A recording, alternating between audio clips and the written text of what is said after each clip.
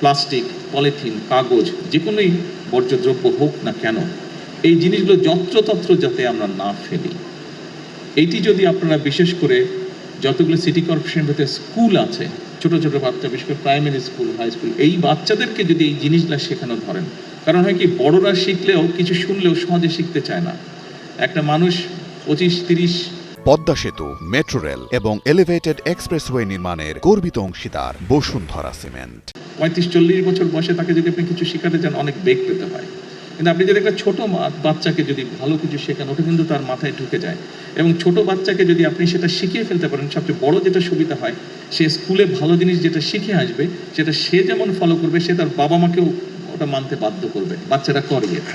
সেই জন্য আমি সিটি কর্পোরেশনকে অনুরোধ করব, এবং শুধু সিলেট সিটি কর্পোরেশন নয়, এই বিষয়টি আমি সকল সিটি কর্পোরেশনকে অনুরোধ করব, আপনারা যদি অন্তত আপনাদের এলাকায় সিটি কর্পোরেশনের ভিতরে যে সকল স্কুল আছে, সেই স্কুলগুলোতে যদি আপনারা কোনো উদ্যোগ নিয়ে বাচ্চাদেরকে এই বিষয়গুলোতে সচেতন করতে পারেন, তাহলে আমরা ধীরে ধীরে এই কাজটি শুরু করতে পারবো, যে পরিবেশকে আমরা আস্তে আস্তে আস্তে ঠিক করে আনতে পারবো। কারণ আজকের শিশুরাই আগামী দিনের ভবিষ্যৎ।